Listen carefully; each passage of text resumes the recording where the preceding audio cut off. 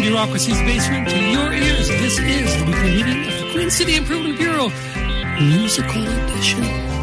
Each week, the dedicated staff of the Bureau meet to file reports, make recommendations, strum the guitar, and generally survive on water that drips from the boiler pipes as they attempt to sleep on beds of dot matrix printer paper. Maybe one day we'll escape from this subterranean hell, leavened only by the beautiful acoustic music you're going to hear tonight. But until that day comes, this city is not going to improve itself. So here we stay, improving things.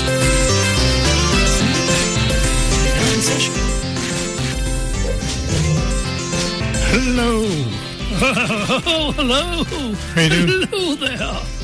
Good. I'm practicing my voice. Your horse voice? My horse voice. Of course. Hello. Like there's a horse in the room with me. I've applied to be a centaur.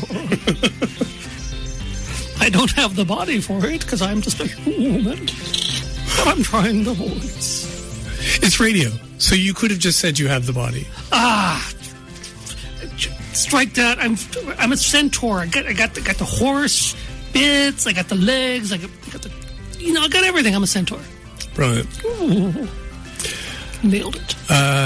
So how are things apart from your centauritude? Apart from me being a genuine centaur, don't look it up, things are going okay. Yeah. You may recall last week I was writing a fat masterpiece. Yes, I do recall. It's finished. Really? Yeah. So, do tell. Do you have a publishing deal? Yeah, I've got a great publishing deal. Radiant Press is going to publish it. Do they know this? Definitely. Oh, yeah, they know. One of the owners said to me a few minutes ago, it doesn't matter what my business or life partners say, Aidan, you've got a deal. We're going to publish your 1,000-page memoir about definitely really being a centaur. Brilliant. I'm so glad. Congratulations. We should throw a party. Yeah, a centaur party. A centaur party. That sounds wrong. It does. I don't know how it's wrong, but it just does. Sounds a little too furry forward for me. Thank you. Exactly. But so it's everybody's going to know about the ins and outs of what it's like to come of age in the Deep South during the Civil War as a centaur. I can't wait to read it. You're going to have to. Anywho, awesome. Shall we do attendance? Sure. I'm gonna take a stab in the dark. Mm-hmm. Hold on. Mm-hmm. I just stabbed myself. Sorry. Now we have a bleeding centaur. Oh no! I'm clopping all around. I don't even know what I'm talking about. Right. I believe you are one Paul Deschênes. You nailed it in one. Of the Queen City Deschênes. Of the Queen City Deschênes, yes. Yeah. And I'm your average, unassuming centaur with a book deal. Yeah. Yeah, pretty cool. Named Aidan Morgan. That's what I hear. Yeah. Excellent. All right. We, once again, is this like 3 times in a row now? That we have a guest. We actually have 2 guests. We are. We're averaging 1.24 guests. We are guest show. It was a guestful evening here at the studio. Yeah. So we have Chris Matchett on the guitar. Hey, Chris. Hi, I'm a Minotaur. Watch the horns, man. And we've got John Kennedy from Radiant Press. Hey, how you doing? Very well. This is I have to talk to Deborah. I didn't realize you'd been talking to her on the phone earlier. That's right. Exactly. Oh no, the gag was I was talking to you, but you can. Oh, I didn't understand that joke. Oh, okay. Sorry, I should have cleared the joke with you earlier. Centaur life. So we have you guys on today. Right on. Because apparently there's some kind of like fundraiser that apparently we're involved in. Absolutely. March 13th at the Exchange. We're having a fundraiser for Carmichael's Outreach and Creative Kids. Some of my favorite songwriters in the city are coming out to perform, and we're going to have a silent auction and crokinole madness, and it's all hosted by you guys, the Queen City Improvement Bureau. So we're very excited about it. Mm-hmm. Yeah, so were we when we saw our names on the poster. That was awesome. I should have probably cleared it with you before I made the posters. Yeah, we're easy. You can make it up to us by publishing my 1,000-page book, Centaur Life. We'll work on a contract and have you published within the century. That is a reasonable timeline. So you're actually the one putting it on, John. Yeah. Why? It's something I did last March. I ran a small fundraiser and played some songs. It was really an excuse to play some songs. I'd been writing a lot of songs during the pandemic and had never really performed publicly before, so I decided to take the plunge and do it, and it's been a lot of fun, and I've played a few more shows since then and became pals with Chris and other songwriters around the city, so it just seemed like a really fun thing to do in this world that's not always so fun to read about with, tariffs and wars and apartment complexes and whatever else. You seem reticent to note that this fundraiser coincides with a date. I was going to bring that up. Yeah. Well, I do have a birthday in March, but this is definitely not a birthday party fundraiser. It's a fully 11 days before my birthday. Okay. So it's more of an Ides of March celebration. Oh, okay. It's not that you're aging. Yeah. You have to work off your karmic debt. We're going to randomly stab one host in honor of the Ides of March. Okay. It'll be Aiden, so you can get out of that book deal. Stab me in the haunch. I'll be like, my haunches. I'll say. So, Chris, and you're going to be performing? I am. Anytime that, I just do what John tells me to do, and he's a heck of a guy who cares about things that more people should care about. And anytime I can get involved and help out with Carmichael Outreach especially, and play with a bunch of artists that I respect and admire greatly, it's a no-brainer for me. Yeah. So, how long have you been playing guitar? Because you're very good. All in all, I guess I really started playing around 30s, my 30s, and then I just let it go for a while, and it took a little bit of self-convincing to get back into it, and then a couple of years ago I ran into a snag where I had an incident with a table saw, so I had to start all over again, but all in all, I'm probably getting on 20 years for sure. Can I ask about the table saw? Yeah, I was at work, I was making a cut for I do building maintenance at the casino, and I was making a cut on the table saw and kicked back, and I put my fretting hand through the table saw and chopped it up pretty good. So I didn't pick up on a guitar for 18 months almost. Yeah, but you have fingers now. I do. I kept that's them all. amazing. So, you did a good job. This one doesn't do what it's told still, but there's some chords I can't play anymore, but there was even more I couldn't play before. So there's so many chords. So many chords I can't. I still can't play bar chords. So what do you need? 3 or 4 chords? Yeah. I've been watching Chris play for years and years. We'd go out of our way to, anytime Chris was playing, we'd try to make the show, because he's just an amazing songwriter and really great lyrics, melodies, and so him playing at this is a feather in our cap. Nice. He's the headliner, as it were. Yeah, I was there last year at your, was it last year? Yep. And I saw you play, and it was a revelation. It was amazing. Well, thank you very much. I really, really enjoyed it, and people should come out. frankly. Hope so. Just to see you perform. Nothing like making your push in the music business when you're after 50. Yeah. Got to start sometime. That's true. So can you just let people know a little bit more about when the show is, where the show is, and how they can find out more about it? Right. So March 13th, doors at 7:15. The show is going to start at 7:45, just to be a little odd. At the Exchange, 2431 8th Avenue. We've got 7 performers in all. Chris is going to be there. My friend Ron Luce, Dean Cush, Kara Galumba, Lexi Desjardins, myself, my son, you guys, and anyone else who really wants to show up. And so, yeah, I'd encourage you can get tickets at theexchangelive.ca. Just click on the link. There's no set ticket price. You can pay what you want. You can pay nothing if you want, or just show up at the door and make a donation, or don't make a donation. Just come out and listen to the music. That's what we're hoping people will do. Awesome. Well, Chris, do you want to give us a preview of what people are going to hear? All right, you're going to give me that microphone? Like enough? Yeah, I should be able to make that work. I can move up a bit. I'll move this one back. All right, so this is a song I wrote last summer, I guess.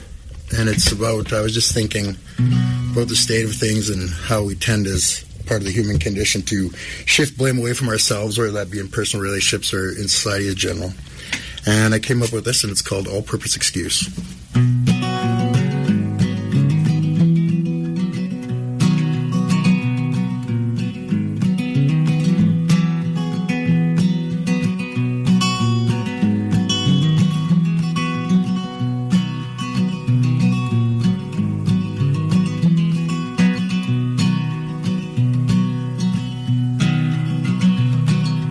If I was a sailor, you'd be the albatross that found its way around my neck until the love of God was lost. You kill the wind and calm the sea, still have left me for dead, with water everywhere, just like the old poem said.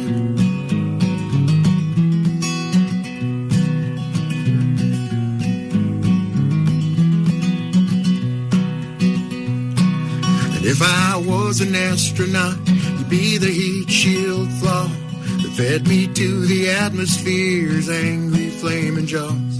I'd see the blues and greens and in-betweens of home so far away.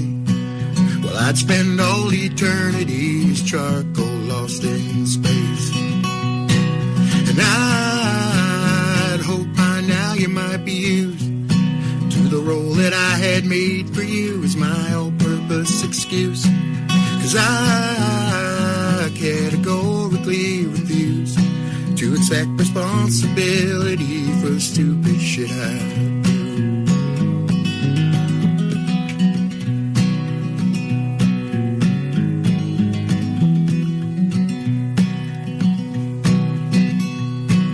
And if I was the architect, you'd be the faulty beam that caused the worst disaster that this town had ever seen, with no jihadis and hijacked planes around to eat the blame. When the feds came sniffing round, to be sure to drop your name. And where do we go from here when beauty disappears and all we're left with is fear and loathing? And how can we make it clear when nobody somewhere hears this can't be the way we're going? 'Cause if I was a carpenter, you'd be the Pharisees, lobbying the Romans till they nailed me to a tree.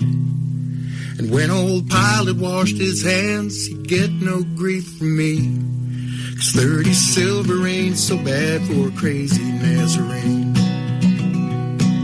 And I'd hope by now you might be used to the role that I had made for you as my all-purpose excuse. 'Cause I categorically refuse to accept responsibility for a life of self-abuse. couple blotches there, but oh my God, that was amazing. Thank you so much. My pleasure. I don't want to say it's better than I could do, but I can't even play guitar. Well, so yeah, so it's you've got hooves there, so it's all right. It's true. Yeah, it's hard to pluck out chords with hooves. That was brilliant. Thank you. Yeah. Beautiful. Yeah. So, Chris, you also put on regular music-y things. Yeah. What is that? So Tuesday nights at O'Hanlon's, which I've had a long and beautiful relationship with. I've been there 20 years. The place is my mother church, and that's my family. And it's mostly due to O'Hanlon's that I picked up a guitar and started writing songs, because it's always been kind of a hub. Along with the exchange and places like that, it's a symbiotic relationship, or it was back in the day.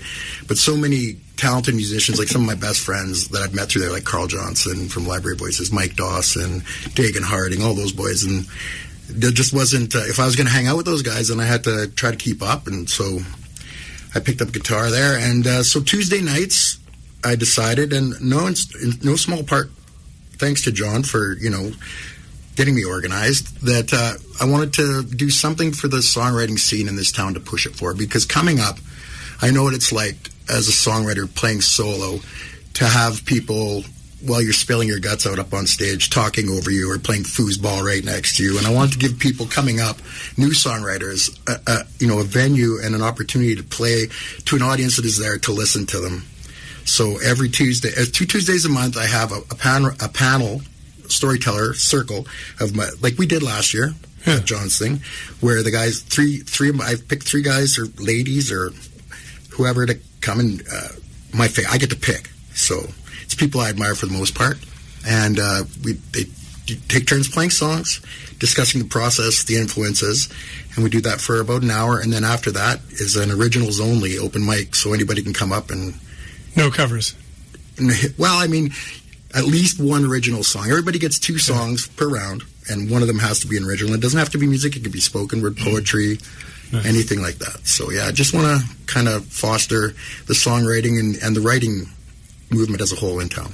It's really amazing. I've gone to the 2 that's happened so far, and the first bit with the 3 songwriters, that's fun, and you learn about process and listen to some nice songs and stuff. But then the open mic part after, I think, is the real magic. It's been incredible. There's amazing songwriters in this town that I'd never heard of, and they go up and sing their songs, and they're so supportive of one another. It's just really cool. Yeah.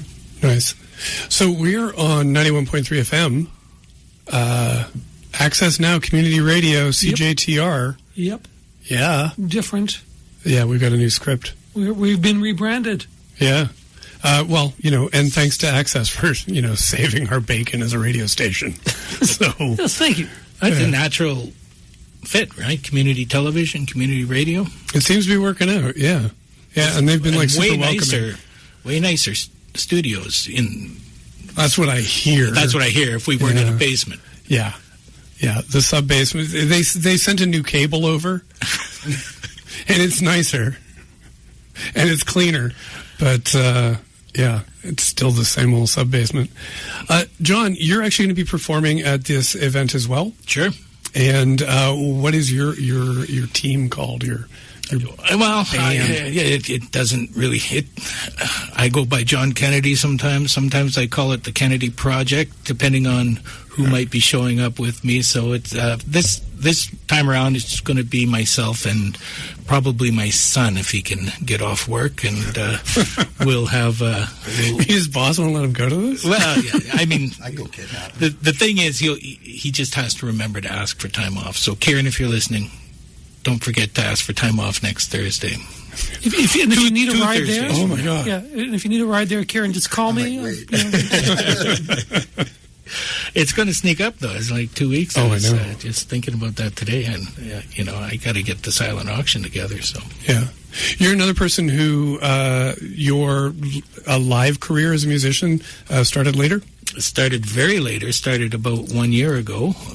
Wow! At my 60th birthday, and I had been, during the pandemic, I didn't find any sourdough recipes or anything like that. So to, pass the time in isolation, I just started writing songs. I started teaching myself GarageBand and started writing songs. And then I realized if I wanted anyone to hear them, I'd probably have to perform them myself. So, for my 60th birthday, I just took the plunge, and it wasn't nearly as terrifying as I thought it was going to be. So, here we are, a year later. I am into playing all the time.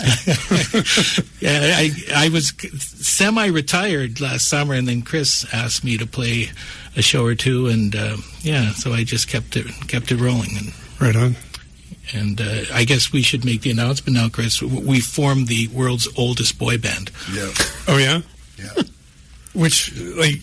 The Trick-Me Boys. Yeah, I was going to ask, is there going to be dancing? There will be no dancing. No direction. There'll be like shuffling about. The problem is we're both the quiet, surly one. Yeah. Right. Maybe you went in on this, Paul. I don't know. Oh, I think you'd be surprised. Right on. Okay, well, Chris, do you want to play us another one? I can do one more for sure. That would be great. Can you do one more for the next 40 minutes? I could. Let's do... Okay, we'll try this one. Story behind this one is, it's a true story involving myself and last spring. And this is a song that I wrote in the aftermath of that. And I hope I don't mess it up.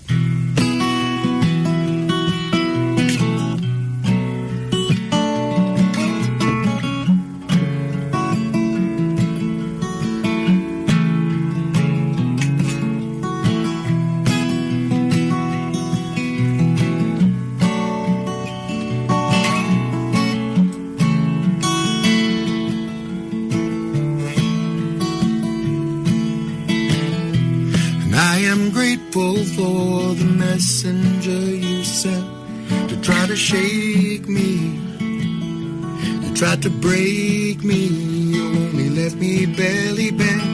And I am grateful for the energy you spent to try to unfold a story so old it never made a lick of sense.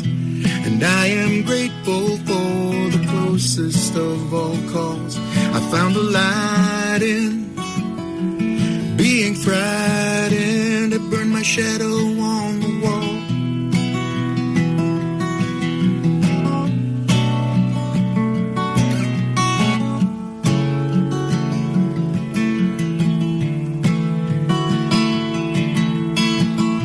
And yeah, I'm grateful for the energy you spent to try to unfold a story so old until it made a lick of sense. And though I tried my best, kid, I just can't get mad because I get you. I don't regret you. I'll be forever in your debt. I hope the next time that we meet won't be out in a darkened street. And maybe we'll both find our way.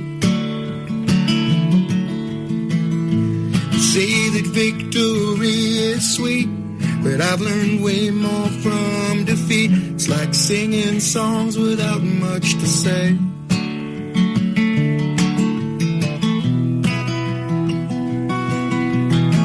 It's like singing songs without much to say.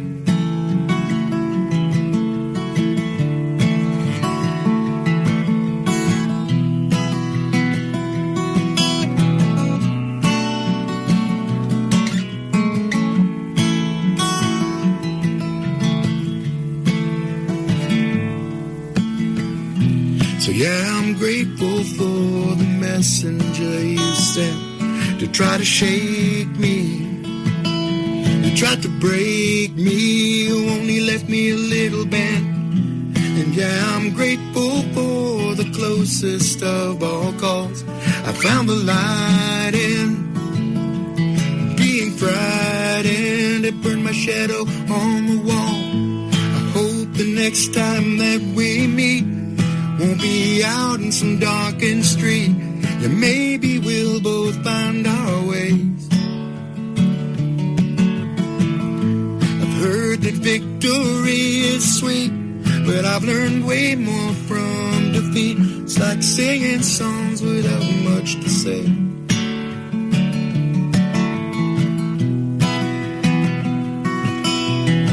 It's like singing songs without much to say.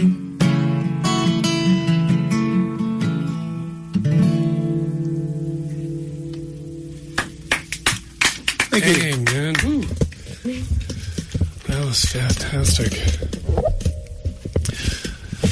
Thanks again. Thank you. Yeah. Thanks for having me. Yeah. So once again, when's your next songwriting circle show? March 11th, 8 p.m. at O'Hanlon's. It's free.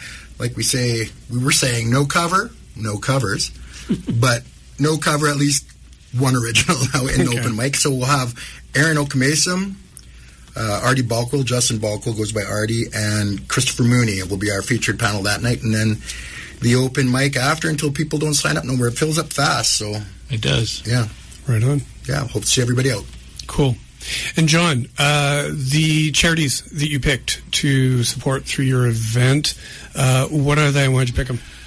Well, Carmichael's Outreach is one of the stalwarts in the city. They do so much around homeless and addictions and looking after the most vulnerable people in our city. So I mean, been a supporter of them for years. And our other charity is Creative Kids, and that's a charity run by SAS Culture that provides funding to kids for arts and culture programming that they wouldn't otherwise be able to afford, and arts and culture has been pretty good to me over the years, and I really enjoy being part of that community, so it seems a good fit. Nice. And we've got about a minute. You also do Radiant Press. Yeah. So that's a publishing company here in Regina? Yeah. And you've got books coming out? Radiant Press is a literary press based in Regina, and we've got a couple of books coming out this spring. We've got a book by a fellow named John Brady MacDonald from Prince Albert, a book of poetry. John's a spoken word poet, an artist, a multimedia artist, and a really interesting guy. And What Shade of Brown is coming out with that. And then our other book is a book of poetry by the artist Zachary Logan. Now, Zachary is very well known in the visual arts circles, and he's written a book of poetry that is combined with a sketchbook that he's been working on for the last 2 years. He travels all over the world with his art, and he's been sketching different locations and writing poetry about those locations, and so that's coming out this spring too. So we're pretty stoked. We've got a couple of really great offerings. Right on. And once again, when is the show? March 13th at the Exchange. Get your tickets at theexchangelive.ca, or find me on Facebook or any of the other social medias, and we'll be doing a fairly big push for the event in the coming week or so, 2 weeks, and hope to see everybody out there, and come say hi, challenge. And there's going to be a crokinole board. I didn't mention this, but you can challenge any of the musicians that are there or the hosts to a game of crokinole. And high stakes crokinole. There's nothing more Saskatchewan than crokinole, except it was invented in Ontario. You ever want to play crokinole with a Centaur? Now you can. Yeah. And we'll be hosting the show. Mm-hmm. And John doesn't know this, but that's a Thursday night. So this is actually going to be a stealth Queen City Improvement Bureau episode, because it'll be happening in the middle of the budget debates. Yeah, we're counting on that. We're you are? You go live. Okay. Yeah. So if you're going to be, during budget week, if you're going to be looking for a Queen City Improvement Bureau update, you're going to have to come to John's event at the Exchange. We'll be making referral motions after referral motions. Don't you dare. All right. On that note, we should probably go to innovative revenue tools.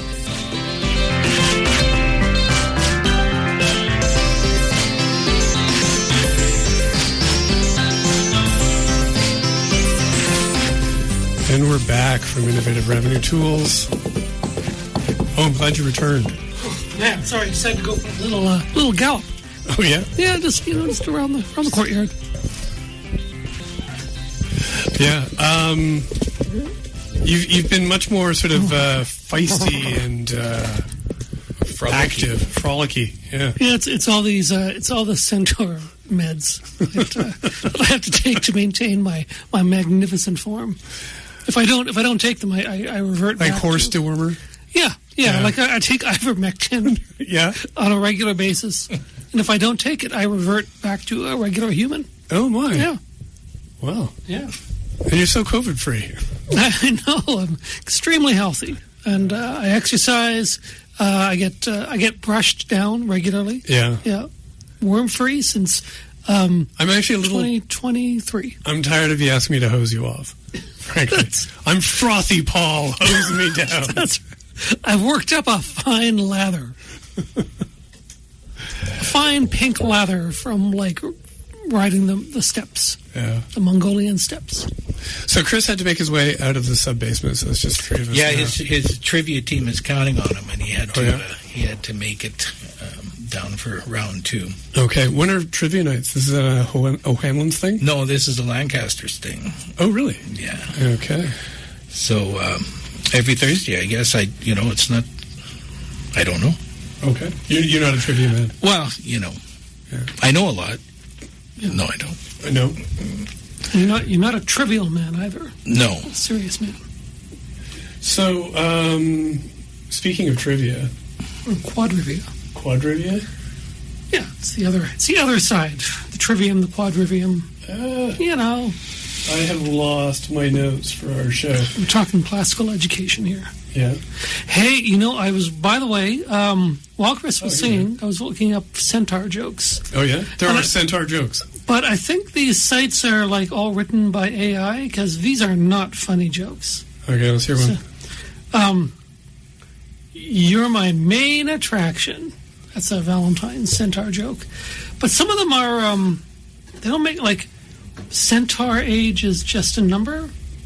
Like, that makes no sense. No. That's unforgettable. Like, that doesn't work. No. Let's stir up some fun. But that's just a horse joke. How's that even a horse joke? Stirrups. Oh, stirrups. Oh, yeah, I didn't get that. That could also be a bondage joke. It could be. I mean, they're kind of the same thing. Horses are notoriously known for being in the BDSM scene. You're not just another face in the herd. Yeah, no, these are clearly AI, man. Yeah. Oh, here, you horsed my heart with that joke. This is actually a thing. This is like the second result on Google for Centaur jokes. Wow. And there's classic Centaur jokes. What's a Centaur's favorite type of music? Anything with a good trot. I don't. Yeah, I know. Yeah. It's pretty awful. Yeah. Anyway. I really want to follow you down this joke hole, but I don't know that I can. Maybe just one more. Why do centaurs love studying geography? Any guesses? No, why? They enjoy the land of the free. Okay, this is terrible. I know it is deranged. Sorry, I will not drag this bit on any further. So I thought what we could talk about today in the agenda is something came up at City Council a few weeks ago that we have yet to address at the QCIB, and it was actually kind of a deal when it happened. Mm-hmm. So back on February 12th, City Council considered a reconsideration motion from Councillor Zakidniak concerning a trio of apartment buildings on 4125 and 4129 Quant Street, proposed for those sites. Right. Okay. So these had come to council last year, and right towards the end of the last council's term. And the airport had objected to these apartments because they said they were too close to the airport, there would be a ton of noise, and there would be complaints. And they don't want to deal with complaints from apartment dwellers on Queen Street. Of course. And so council tussled over this for a long time. They also tussled over getting a report on noise zones for the airport. And this whole tussle took, as that council's tussles went, it went very, very, very long. And you could see them getting tired, and they just decided to refer this report on these apartments down the line, which ultimately ended up winding in the lap of this council. And the reason there was a reconsideration motion is because the developer was like, hey, this is not cool. You can't just like not make a decision about a development application that's been filed legally. You have to make a decision because this is discretionary use. The building was going to be 2 units more than would have been allowed within this allotment. Okay. So he was like, look, I filed everything right. Administration says it recommended approval. Everything is good. You can't just say, hey, I'm not going to consider this, and put it off for like almost a year. So he went to council and said, look, I'm considering suing you guys if you don't make a decision. So Councillor Zakidniak brought this reconsideration motion so they could make a decision at the February 12th meeting. And this kicked off a big, long debate again. So this is the second time, but with a new set of councillors, that we had the same debate about these houses, or these apartments. So there's 3 buildings with 6 apartments in each. Okay, so they're 3 stories tall, 2 apartments a floor, 3 buildings, 18 units total. Under the current zoning, without any kind of discretionary use application, they could build 16 units. So 4 units times 4 buildings on this site. And that would be completely legal. They wouldn't have to go to council. They wouldn't have to listen to the airport say this was a bad idea. But they wanted to get 2 more units, and they also wanted to stack them up so there would be more space on the lot where they could put a parking lot, because the neighborhood was complaining about, as usual, parking. Because renters love to park anywhere they want, and people who are threatened with renters are always upset about parking. So this guy was like, hey, I'm going to put a parking lot in so everybody in my apartments has a parking spot. They still got complaints from the community about on-street parking. And then the airport came out to say, well, what we don't like is the increased density. We don't like the idea of increasing the number of people in this already extant residential community, because that will increase the number of people who might, at some point in the future, complain about noise from the airport. And we don't know what you're going to do. Maybe you'll tell us to shut down. Maybe we'll have to shut down the airport. That's probably what'll happen. Yeah. Yeah. All that entire hypothetical scenario sounds incredibly plausible. Yeah. So this site, it is, as I said, an already developed residential neighborhood, but it's all single-family homes. But with the changes, the Housing Accelerator Fund changes, you can increase the density on the lot. And it, like I say, it would be current zoning says 16. This would be going up to 18. Not a huge jump. The airport doesn't even want 16 on this site. They would prefer 2. And they want to sort of like expand the zone in which there's no increased density allowed. So I've got a little 2-minute clip here of some of the debate that happened there. So these are kind of representative moments. We've got a question from Councillor Zakidniak for James Bugaz, the CEO of the airport. And I just want to note, I went out of my way to pick one of the most reasonable moments from the CEO of the airport. So this is a chill, reasonable moment. This is a very rational response that wasn't like prone to hyperbole, which was a lot of his presentation. And then the last 2 people you hear are the mayor, briefly introducing the city manager. Okay. So I heard you say Transport Canada does not regulate, so not one way or the other, they don't. And I also heard you say that you're not advocating, that we don't have any development. But I guess my question is, I've heard the thing, if we have more folks these complaints are more likely. But if it's really a concern, like if we're actually concerned about noise levels for residents in these areas, wouldn't the logical conclusion to not be that we didn't have any development in these areas? Like if that's the real concern, wouldn't that be the real solution? Without a doubt, if we could just build an airport again, you wouldn't put it by residents. But we can't. Airports are leased properties. They were developed typically during the wars, and they grow over time. It's the reality of life. We get better, we learn things, residential buildup occurs, and the impacts occur. At airports all across Canada, prohibitions. So in direct response to your question, there are areas near the airport that should have no residential development whatsoever. And thankfully today, that is the case. But the built areas, the areas that already exist, that pre-exist these discussions, we're talking about extending a runway to the southeast, directly in line with where this development is. We want to make sure that the correct and appropriate zoning levels, which our review included what was available in 2023, low density, not 4 dwelling units per property as a right. That's a more sensible approach, recognizing some additional controls are needed. Sound insulation, there's other factors. Because we have so many new councillors, I'm going to ask City Manager Nikki Anderson just to please give us just a little bit of background from administration's perspective on this particular motion, if you don't mind. Thank you, through you, Mayor. First of all, a thank you to everyone that spoke. I think you did get a comprehensive understanding from different stakeholders' perspective. That's exactly what you need to make the decision before you. I would say that I cannot overstate the value of our airport and the great strides that it has made under James's leadership. However, as city manager, I strongly oppose the airport trying to impede residential development in residential neighborhoods that are not in the airport protected zones. Just like the airport needs to think about growth, so does the city. All right, so that was the airport CEO, James Bogaz, and we ended off with City Manager Nikki Anderson. This apartment complex was voted down by 5 councillors, Burton, Siklis, Rasevich, Bezo, and Ward 3's Councillor Fro. Voted against 18 units of rental housing. 18 units? Yeah. Come on.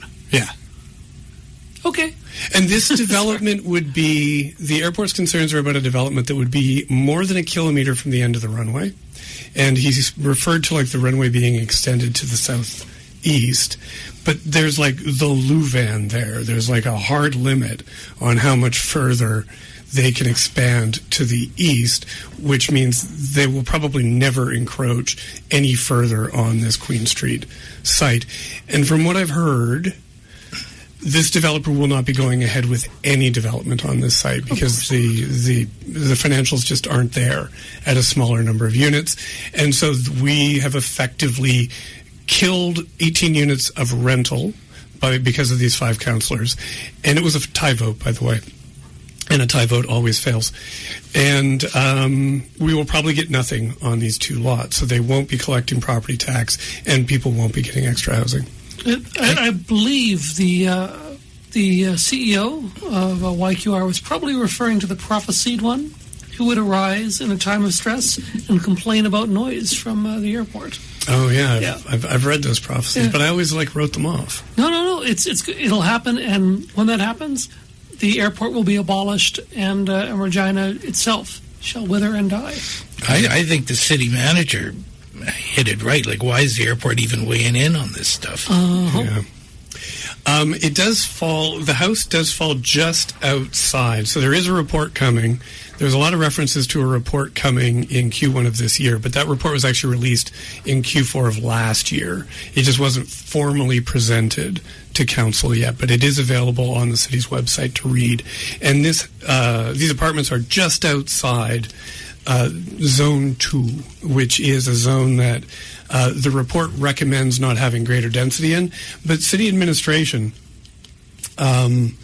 They, in this report in October, they said they don't recommend, they don't agree with the consultant report. They don't think there should be any limits on development in this area.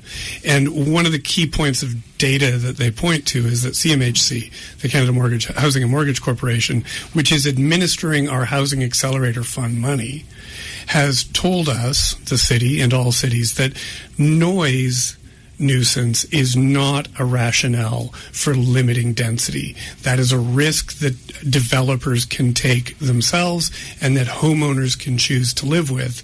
Their concern is like encouraging as much development as possible. So we already know that the city is going to recommend, or administration will recommend, that development be allowed on this site. And one of the rationales for voting against it that was offered was, we don't know what's going to happen. We don't know if the city's going to ban all building in this area, but we kind of know what the city's going to do because they told us last year. Cap the population of Regina for the airport. How do you mean? Just no more people. Oh, yeah? Just cap it all? There will be less complaints, or no more complaints. That's if true. We just keep it at, 186,493. Yeah. Oh, I was thinking like 7 or 8 people myself, but okay. Yeah. So the airport is they're kind of creeping with this outside their mandated area, and how they're saying we don't want any development in the southwest of the city near the airport. And what counts as near is growing and growing. And meanwhile, last year, the Provincial Capital Commission, which controls Wascana Center, when these housing accelerator laws that increase density came out, the PCC came out to council and said, we don't want any development. We don't want any high-density development around the park either.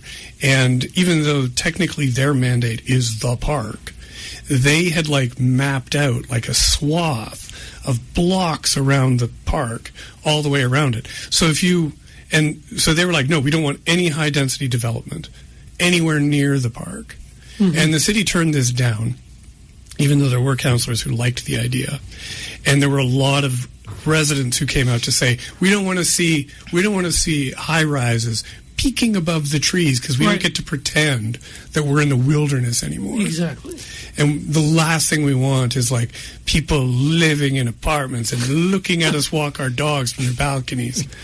So that didn't pass, but it came perilously close, and there's still another report coming about what to do with the PCC's demands. And then you have the airport saying we don't want any building in this swath in the southwest. If we said yes to both these things, the amount of R1, single-family, low-density zoning that would have been preserved would have been huge. Mm-hmm. And this is two organizations that are sort of extra-municipal, that are kind of the minute they hear, we could have renters moving into parts of Regina that weren't there before, are we can't have that because noise and trees. They might have opinions and exist. Yeah. They don't like that. Yes. Yeah.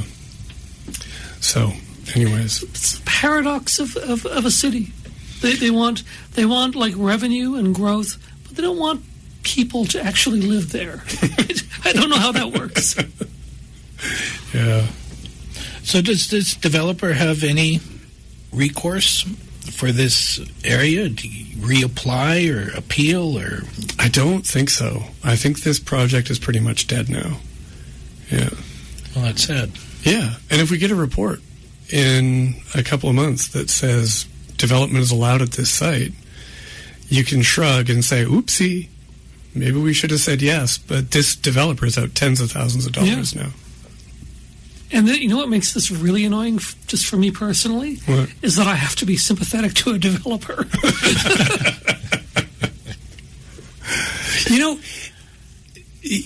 I knew this day was coming. The minute the half stuff, the minute the Housing Accelerator Fund came forward, I was like... We would have a Joker origin story at some point. Yeah. Because, I knew, I saw it, and I was like, oh, man, these are really good ideas. I've been wanting this stuff to happen for years, and now that it's here, the developers are going to be the good guys when there's any conflicts at council, and it's weird. Yeah. But, just you'll live long enough to become a hero again, I guess. I guess. Yeah. So we're on 91.3 FM CJTR. Access Now, community radio. Like now? Yeah. Oh, man. Yeah, and we're the Queen City Improvement Bureau. And we're here with John Kennedy. Hello. Hey. Hey, can I play a song? Yeah, you should. You can play a song. I got a song. So there was an executive committee meeting this week. And this thing happened again. There was a report that they were considering. And I'm not even going to tell you what it's about, because it doesn't matter. Oh. They were considering a report. And they decided, Councillor Burton, in fact, said, you know what? I think we should table this motion and refer it back to administration to get more consultation with the community. Right? Nice. So a tabling motion or a referral motion, no debate. Say, going to table, going to refer, have a vote. If the vote passes, you move on to the next item. But not this time. Councillor Burton said, I'm going to table this, but I'd like to hear from everybody else first. So we got 45 minutes of discussion on this. On tabling a motion? Well, they didn't actually discuss... Well, they did discuss tabling the motion a bit, but mostly they just discussed this report, which they weren't supposed to do. They were just supposed to go to a vote. And, Aiden, it broke me. It broke me. This has been going on for years, that somebody says, I'm going to table this, but I want to hear from everybody else first. And then you get like 45 minutes to 2 hours of debate. And then it gets tabled, no decision gets made, and then it comes back 3 months later, and they have the same discussion again before they make a decision. So it doubles the amount of time they spend talking about it. Cost of democracy. Yeah, well, I'm getting fed up with it. So I wrote this song yesterday during a break. Oh, delightful. In the executive committee meeting, and I'll play it now.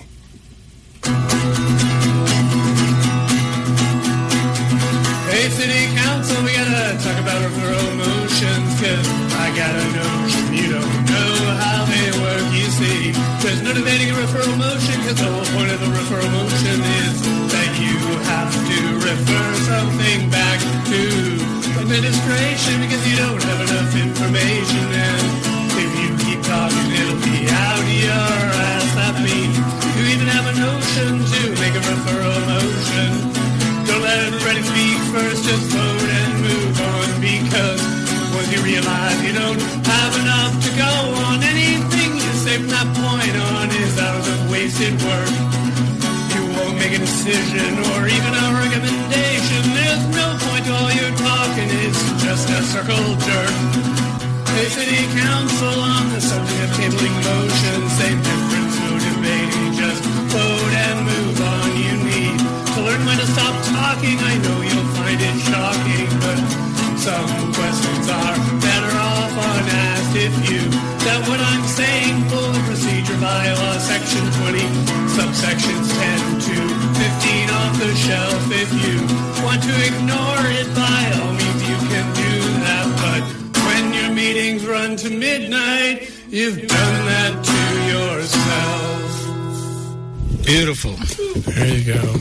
So is there a chance that you'll play that song at our fundraiser on March 13th? I would love to, because it's fun to play. Unfortunately, it's also like faster than I'm used to strumming, and I've wrecked my arm playing it once today, and I don't know if I could keep up that rhythm through you've got the 2 full weeks to heal. 2 weeks to heal. And practice. Yeah, and maybe we can find an accompanist for you. Okay. Yeah. That'd be awesome. Yeah. You're a great songwriter. Oh, thanks, man. I enjoyed it immensely. Yep. Cheers. There was some internal rhyme. It was amazing. I loved it. Well, I was very angry. Yeah. I start to rhyme when I'm mad. Rage brings out the creativity in us all. Exactly. I think it does. So, yeah, I'm hopeful that this will stop happening. But apparently it was, this is a precedent that was set under Fougere, that you kind of sort of backdoor get to debate referral motions, and it just adds hours to meetings. So, well, we got some genuinely great art out of it. I hope council doesn't hear it, and I especially hope they don't like it, because they might start doing more stuff to enrage me. That's an entire term of just stuff to annoy Paul. Yeah. Let's see if we can make Paul write another song. That's right. I want to hear the Housing Accelerator song. Oh, geez, I don't have one of those yet. I'm not angry about the housing accelerator. I like it. Oh, but the roadblocks that are being put up for it, right? Yeah. Well, I do hope to play at your show the NIMBY song. Oh, yeah. Do the NIMBY, which you get a co-writing credit on because you wrote the first verse. Did I? Yeah, you did. You totally sent me a text with the first verse. It's on youtube.com/PD City Hall, and you sent me like the first verse, and that just spun me off into a full song. Oh, awesome. Well, I'll take the royalties on that. Yeah. On that bad boy. Yeah, zero. We should actually do a Queen City Improvement Bureau album because I think we've built up enough. We've got a few. Yeah. I've heard a rumor you guys are going live during the Cathedral Arts Festival this year, too. Yep. We are. Going live and we will not stop. That's pretty exciting. Yeah, so it'll be Wednesday night of the Arts Fest at the Artesian. Once again. I'll be there. Yeah, I hope everybody comes out. It should be a fun show. Yeah. Well, last year it was it was a lot of fun. It was a hoot. It was a packed house, too. Yeah. There's a lot of people. Surprisingly. I thought we were going to get 20 people. Yeah. Frankly. Yeah, I thought it would be John. I was expecting a LAN, Yeah. They're married to me, so, they were kind enough to show up. Yeah. And, maybe. And she puts up with you being a Centaur. Yeah. They're like, well, you got to do your Centaur thing. I guess. And, when they want to ride to Shoppers, like they just hop on my back. Yeah. And off we go. Oh, that makes things good. Yeah. Yeah. They've really benefited from your Centaurness. That's right. Did they buy you a saddle? Yes, that's for Christmas. Nice. For my own Centaurity, they said. Nice.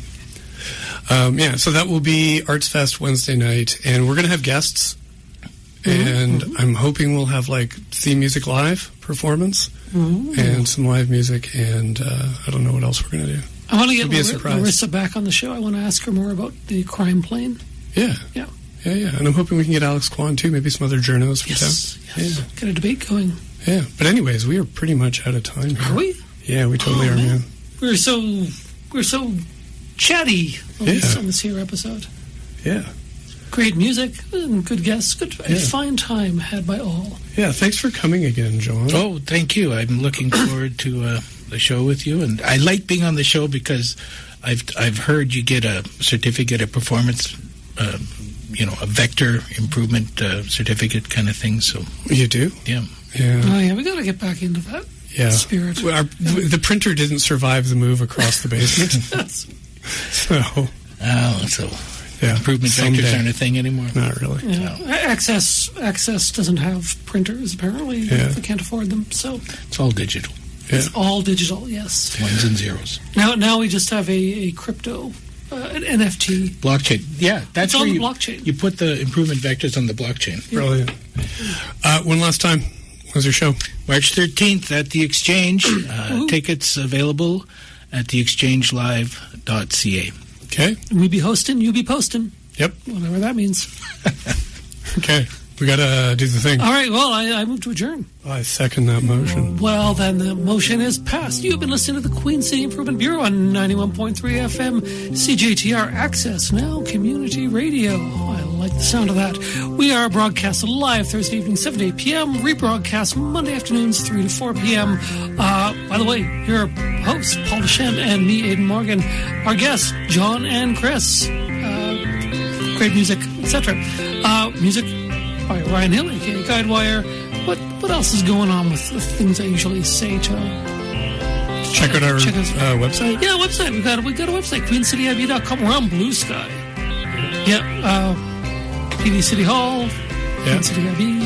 Yeah, you can also find us on YouTube. PD City Hall. Yes, very much. Podcasts are there. Extremely. It's great fun. Check us out everywhere. All right?